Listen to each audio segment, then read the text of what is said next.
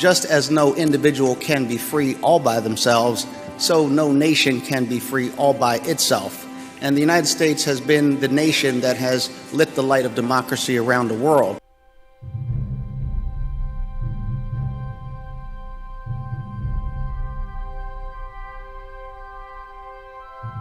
Hey, I'm Patrick Murphy. I'm the first Iraq vet elected to Congress. I served in Northeast Philadelphia and all of Bucks County. I served 2 terms. I left Congress and eventually became the acting Secretary of the Army, which was an honor to lead our men and women in the Army out of the Pentagon. I think what makes David O so special is that he's a person who wore the cloth of our country, served in the U.S. Army, was airborne, and then came back home to our town in Philadelphia and bent over backwards for our brother and sister veterans to make sure that he bridged the gap from the Vietnam generation that wasn't treated the right way to the Iraq, Afghanistan generation, my generation of combat veterans. When we came home, he made sure that he represented the voice of our brother and sister veterans to make us feel welcome. He was leading from the front to take care of our brother and sister veterans coming home. When I came back home to Philadelphia, David O was one of the world leaders in our city. Was one of those guys that was, him and Dan Bozak ran the 82nd Airborne Veterans Association in Greater Philadelphia. Both those guys, Dan Bozak as a Teamster, and obviously David O as a future councilman, but someone who's a lawyer and an activist in our city, really wrapped their arms around me and made me feel welcome. I made sure I wasn't one of those veterans who fell through the cracks. So I will always be grateful for David O and people like Dan Bozak. But I will tell you, David O, to go see him go on to be the only veteran in the Philadelphia City Council, to bend over backwards for our brother and sister veterans, to do what's necessary to move our city in the right direction, I think is pretty awesome. But one of the reasons why I've always loved and supported David O is because he's a person that, 1, is a veteran, 2, is a workhorse, not a show horse, gets things done, and 3, he represents our values. He's a person who's never forgot where he came from. He has really had a distinguished career, not just in the legal profession, but also the military profession, and is trying to use those experiences of his life to bend over backwards, to help, to have that row house mentality, to help to the person on his left and his right, to take care of them when they're in need. My name is Bob Wagner, and I served for 20 years and 8 months in the U.S. Army. I served in the Ranger Battalion in the Airborne Unit. I was in the infantry and special forces. I owe my life to David because at the time that I reached out to him, I was at the end of my ropes, and my family was very concerned for my mental health and things. And if it wasn't for him, because he gave me hope. He gave me the hope that somebody other than close family cares. And he helped me, and I'm still here. About 4 years ago, I was having a very difficult time dealing with the VA for my medical care, and I was at the end of my ropes. I wasn't contemplating suicide, but my friends and my family were very, very concerned. And one day they saw David on the television, on a news program, and they said, well, why don't you contact him? And I was leery of doing so, for asking anyone for help, but I asked him for help. I reached out to him, and he helped me in ways I couldn't really believe. I would describe David as the best kind of friend. He's not, first of all, he and I became brothers, more than friends, in the military. And as time has, I didn't see him for, God, it was 20 years maybe, and when I reached out to him. And he's not like a friend who is always asking you to do stuff or who you have to hang out with altogether. But he's a friend that, if you really need a friend, he will help you. Mm-hmm. I have friends, I have like close friends who haven't done as much for me or even I'll say, cared for me the way he has. I consider him a brother. I trained with him in leadership schools, so I saw the kind of person he was, and I became friends with him because of that. Now, I've met other politicians and I've met other elected officials who will give, like, they're fake. They will greet you and smile at you and they'll shake your hand and they'll tell you they care and they'll want to do something about it. But David, when he helped me, he totally went out of his way. I would tell any veteran to just walk up to him and talk to him. He is a very nice guy, a friendly guy, but when it comes to veterans, because he's one himself, he understands some of the struggles that we go through when we go to try to get help. So you can reach out to him and he will help you as if he's been your friend forever. David A. Christian. I enlisted in the military at 17 years of age, and the military was good for me. And I moved very fast through the ranks. There was a war going on in Vietnam. So as a result, I became the youngest commissioned officer since the Civil War. So I was commissioned at the age of 18, and I was leading men in battle. When I was 19, I became a captain at 20. I wasn't old enough to vote or drink in the United States, back here in most states. But I returned and, led, I was very, very successful on the battlefield, but I got shot up pretty bad. I was machine gunned across the chest. I was paralyzed in my right hand, my ulnar nerve and medial nerve. I couldn't use my right hand. I was banged up. I had 40% of my body burnt with napalm. And I couldn't walk at first, so I used an electric wheelchair, then a regular wheelchair, then crutches, then a cane. And then I ran a 26-mile marathon in New York and said to God, if you let me finish, I'll never hurt myself again. I've been fortunate to meet David many years ago. I've known him over a decade. David O, Councilman David O. I like Councilman David O because, like myself, he was willing to take on the military service, willing to put the uniform on, and willing to pay the ultimate sacrifice. And that is, when you become a military person, you sign a blank check, and that is that you're willing to give your life for your country. So he did that, and I did that, as all the other military members do. But getting out of the military, you're somewhat shocked because it's a social battlefield. And the social battlefield entails many people. I mean, you have first responders on the social battlefield, such as police and fire and those folks there, and also military people, the veterans, as they come back. And there's not a warm and fuzzy feeling for the veterans many times. And as they come back, and the biggest thing that I felt, that if you get a veteran a job, then it will cut down many social problems. It'll cut down domestic relation problems. It'll cut down abuse problems, substance abuse. It'll cut down many things because it gives a human being dignity that they have a job. So I look back, my mother was a veteran of World War II. My mother met my father in the Philippines. I look back and I see all these things in our society and what is the biggest thing that I think that can help veterans in all of their issues so they can get their minds off their disability, get their minds off some of the things that drain them. And the biggest thing is a job. And I saw in David O a champion to look for jobs. And David O, he also was working to get people jobs. Aside from running for city council, he is the proof in the pudding. He established legislation. He made friends and built bridges with different people. Whether they're Democrats or Republicans, he realized that we had to come together, the common denominator, and that was to get jobs.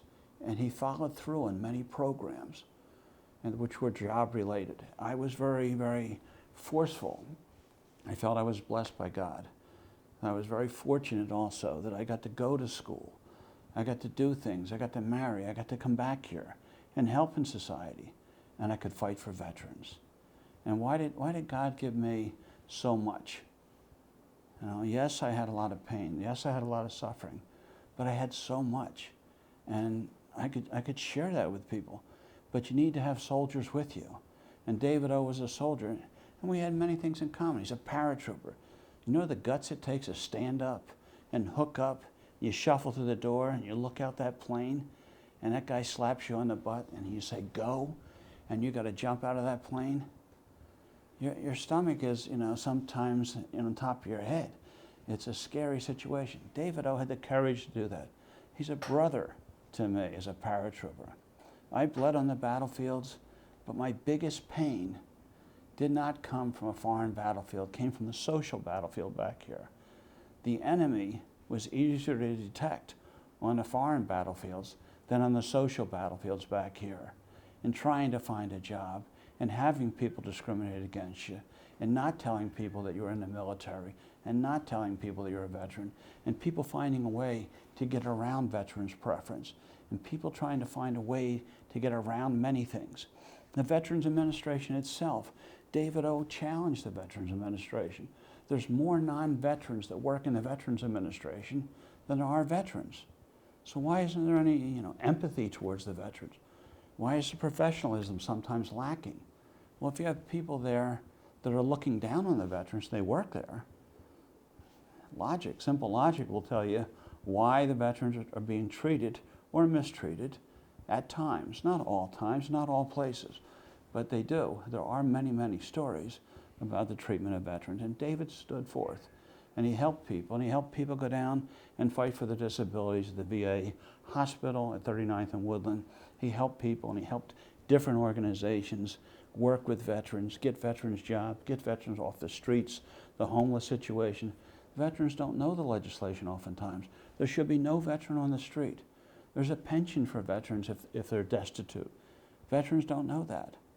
They can get a pension. David helps educate people.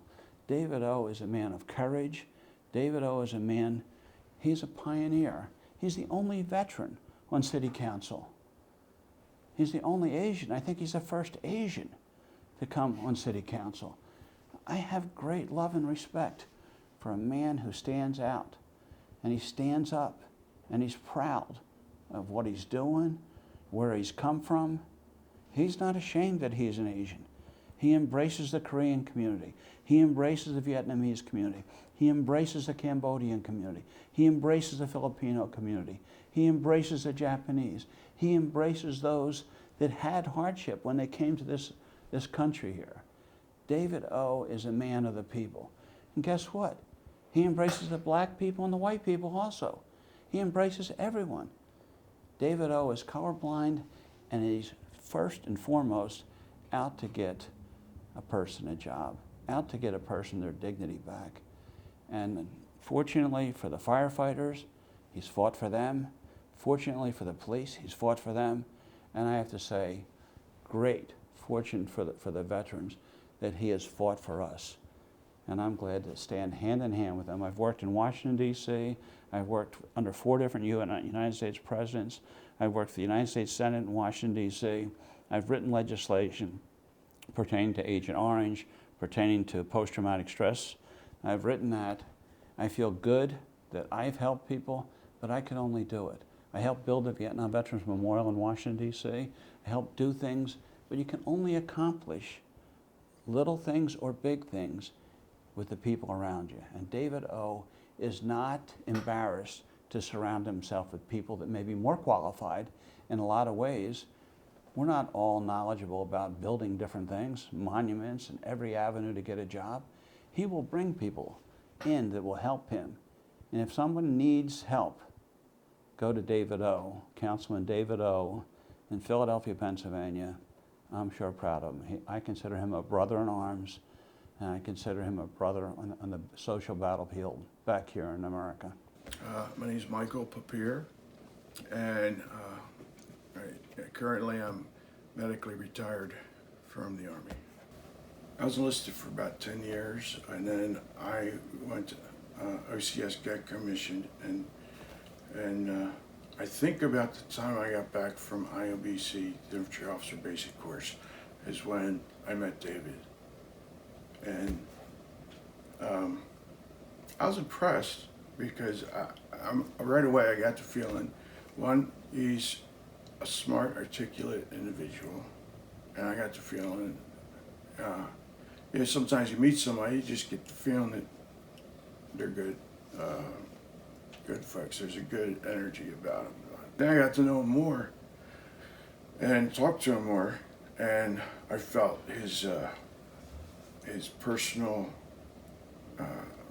integrity, his personal morals and ethics were very much in line with mine, and I felt he was honest and straightforward. That doesn't mean that sometimes we didn't misunderstand, but if you gave him a moment, he would clarify any questions that you had, and it always made sense. It was like half the time it was, I missed something in what he said, or I misinterpreted, and so he was always very patient, and that's the thing that always impressed me. It was like, no matter what stuff came down the pike, it was like, no matter how military can have a lot of minutia, okay? There can be a lot of minutia in the military, and it didn't faze him, not one minute. And I really admired that, because some people get, red in the face, the blood pressure goes up, they get pissed off, and he was never like that. Really easygoing, very, very easy to talk to, empathetic. He would try to understand whatever perspective or point of view that you gave him, no matter if it was from left field or whatever. And he would try, and he would even go as far to re-articulate the conversation to make sure he understood what you were saying, and then when he understood what you were saying, then he would tell you, more or less what he thought was pro or con about it. I trust him. It's not something every veteran will say about another person. When they really trust him. Okay. It used to be, the question was, would you share a foxhole with him? And with Dave, yeah. I might have to put a little extra planking under his feet, because he's not the tallest guy in the world, but I love him. He's great. He's always treated me with respect, with dignity. He's never, ever talked down about me or bad about me. I've never heard of him speaking bad about anybody. He always tries to speak the truth. And integrity is big, big with me. That means a lot. And he's a tough individual. He looks sometimes like an easygoing pushover because he can be so nice, but that's part of his personality. But I think he's got a line he just will not cross, and I respect that a lot. That means a lot to me. Alex Chansky, Navy veteran. I was a search and rescue swimmer with the United States Navy. Greater Philadelphia Veterans Network, as I saw, was a gap in transitioning service members where it was to form the largest network of veterans in this area by industry. So technology, finance, healthcare.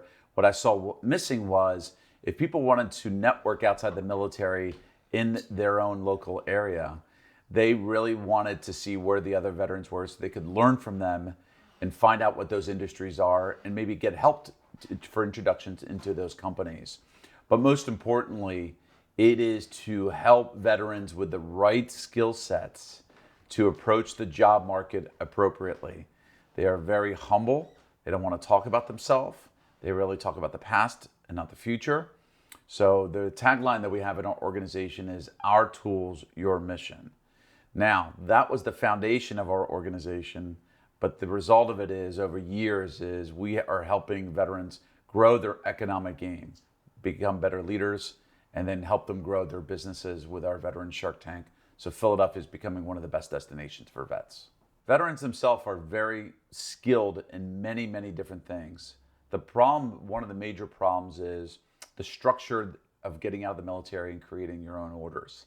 So in the military, you're given orders, wake up, go to chow, go to the helo, go to the firing range. So you're a little bit hardwired with great intelligence, great skill sets. So when you get out, it's not, the word purpose has been thrown around, but I think it's objective. Who do I want to be? How do I get there? And who do I need as assets? Councilman David O, from the first time we started out about 9 to 10 years ago, we formed a strong relationship based on his values, not only himself as the veteran, but also what he believes in the city about businesses as well. So there was a double alignment in not only about getting people back to work, but helping people grow their companies as well. So David and I come from the same background. We both served. He served in the Army. I served in the best in the Navy. And what happened was we share some of the same values of not only helping our veterans, but also growing our city of Philadelphia. My background is the city of Philadelphia gave my father the opportunity from France when I first came here. So I really believe we share the same values of growing our city, but also we have a strong veteran connection. And David O has been there for helping employers better understand the value. As a legislator, it really is good to be in front of these businesses to share with them what the values are of these veterans and how the city is behind it. And it really shares with the employers of where the city is going in helping veterans land with jobs. With the media today, it seems like we're broken, and all the news out there about what we are suffering about. But what happens is it's not good when we're looking to put veterans in front of employers. They're under already a judgment of sort about what challenges they may lie, rather than all the skill sets that they bring, an accelerated learning curve, the responsibilities at a young age, and adaptability and teamwork and leadership that they can bring to the organization. So that's the current challenge of trying to get that first into the mindset of everybody, that's not just employers, but just our community as well. And I think Councilman O has been strongly a big advocate on that and making sure that the community and the city helps share those strengths. David O has been a huge supporter of the veteran cause here locally and also nationally. But more importantly, everything revolves around the same, which is jobs, which is really about how do you get veterans employed. And when we first connected, there was a lot of synergy about it revolved around the employers of Center City, Philadelphia. How can the employers understand the value that our veterans bring? And for us, having somebody like David O that is highly recognized from the Army and his background in front of the employers really helps them understand why they should and they need. And from there, they created the tax credit, and David created tax credit, which I supported for the employers of the city of Philadelphia, which got it recognized on a national level. So we're bringing a lot of momentum for our city of Philadelphia. And if you bring more people to our city, then it's a win for everybody. The families come living here with the veterans and the family members. And then moving forward, there's a lot to be done also together. There's veteran-owned companies in and around Philadelphia that are growing, and we're also recruiting them now to come to Philadelphia. So seeing somebody as David in our city helps veteran-owned companies understand who can support them when they come to the city of Philadelphia. My name is Michael Manning. I go by Mike. My current title is CEO and owner of Care Partners Plus. It's a communication and data company that focuses predominantly on healthcare improvement. In the military, I entered the military as a private in 1972 And when I was honorably discharged, I was a captain in Special Forces, and that was in 1989. Upon being discharged from the military, I went into healthcare. I started out as an administrator in Pittsburgh, in a depressed community where the hospital was struggling for survival. And that was very attractive to me. It was very similar to being in Special Forces, where you really get involved with people that need the United States presence through military advisors to help them survive, basically. I was very fortunate because of my military background. I was promoted very quickly. So within 3 years of having left the military, entering the hospital administration world, I became a hospital CEO.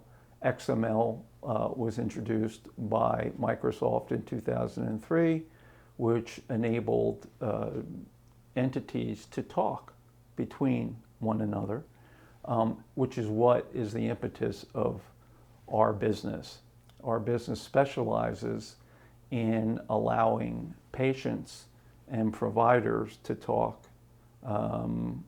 confidentially, where they're able to share information that is very difficult to obtain. And in 2006, when I registered this company, I also registered the ideas with the U.S. Patent Office. And eventually we were awarded 5 patents. We are the ones who pioneered what they call patient engagement. I am totally supportive of David O. Again, David O. as an individual, before he got involved with my company, I evaluated who he was as a person. And I marveled when I learned that he was in politics. It's not something I usually am attracted to. He is an individual who works every day.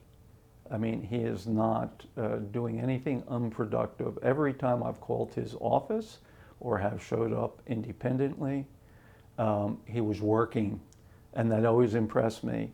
And he was working on grassroots issues, nothing pie in the sky, nothing to feather his own bed. He is someone who works for people. He comes from blue-collar, grassroots people, but he's a very intelligent, articulate individual, well-educated, and understands how to connect with people. He really cares. He's got a lot of family service in his background, and he has a lot of values. He's a Christian, and he's someone who believes in a higher authority, which is something that I respect. And he does things, he's very creative, right? So he doesn't say no, he says yes, and he figures out how to help and how to get something done. He doesn't pick the things that are easy. He takes on whatever the challenge is for whatever project he's trying to support. So my relationship with him is my only involvement in politics is through David O. But what he's done is, again, he motivated me to get involved with veterans. I would have never done it even though I was a veteran without him. And it's been a very difficult road because I have to interact with a lot of bureaucracy, which for me, non-political bureaucracy is difficult. And so he's always been the ear I've talked to. He's always offered to help in any opportunity to get this idea out. The idea is it's more than an idea. He helped me get involved with the VA. I worked at the VA for 3 years. I took my company in. We, pro bono, invested about $1.5 million of our capital into proving this system that I described that you asked me about, VIMS. And we proved it all the way up to the secretary level. And while Secretary Shulkin was the head, the Secretary of the VA, David made sure I was able to interact with him. You know that the President signed an executive order just recently. The things that are in that executive order, we do. But David O is my go-to person, and he has done a fantastic job in his current position. He's involved with every single opportunity that's presented to him from different associations. So veterans usually form into VFW or different veteran organizations, and what they need is advocacy or association, so that when they have a problem, they have someone to go to. That's David O. David O answers every veteran's request, and what he does is he personally gets involved with who they are, what they need, despite whether they're honorably discharged or not. For a veteran, that's probably the most important thing. They know that they have someone who will listen to them, not pay lip service to them, but will actually get involved, take the time that's required. And David's done that for so many people. I don't want to name any names, and it would take me a while, but he gets involved with the most challenging problems and is uninhibited when it comes to speaking truth to power in order to help explain veterans. I do know one case that is probably important to mention, where there was a Special Forces non-commissioned officer, several combat tours to Iraq and Afghanistan, who was going to get discharged because he intervened with one of the Afghan leaders and their corruption and scandalous behavior with some of the village people that was morally questionable. And when this person was basically being railroaded out of the military, Dave stepped in, found out the truth, got the truth elevated to the Department of Defense Secretary, and got this individual's discharge overturned. And that story is known throughout Special Forces. My name is Nicholas Palarella. I served in the Army during the height of the Vietnam War. I graduated college in 1967. 3 days later, I was in the Army. I had enlisted to go to Infantry Officers Candidate School, which was at Fort Benning, Georgia. Became a second lieutenant. Was volunteered for Special Forces training. And as a preliminary to that, I went to Airborne School and then went to Special Forces. Became what's called a Green Beret, and I served consecutive overseas tours in the Panama Canal Zone with what was then the 8th Special Forces Group, and then Vietnam with the 5th Special Forces Group. I met David. We were adversaries. He had just started practicing law. He was working in the District Attorney's Office of the City of Philadelphia. I recruited him. If you and I have served together, if we've sweat together, if I've shared my blood with you in order to hollow the sacrifices that we make together, well, we're brothers. It's a very strong bond. You know, Caviani spent almost a year battling an exotic form of, I think, Agent Orange related cancer, and that was covered, but you know, his family, there was family support involved, and David was very, he took on that cause, okay? And well, Caviani was a big guy. I mean, in Special Forces, he was very heroic. in defending his unit, but more importantly, he was captured. And then, actually, I think part of his Medal of Honor citation deals with the stoic nature and the resistance and the inspiration he was while he was in captivity. So Caviani was like a big guy, and very well respected. And David raised money for Caviani, but a lot of people would say, well, wait a minute, wasn't the VA or somebody paying for that? Yeah, but those benefits only go so far, and there were incidentals associated with it, and David raised money for that. David doesn't do anything half-ass, okay? I don't think that there is a single member of Philadelphia government, let alone city council, who is more involved in efforts that deal with the quality of care and life issues of veterans than David. I mean, there are some things he did that, remember, I live in Florida. I'm not here on a day-to-day basis. But virtually any issue that promotes veterans' rights and benefits or deals with a cause, David is a point person for in Philadelphia. A lot of people are afraid of the system. A lot of people are afraid of an initial rejection.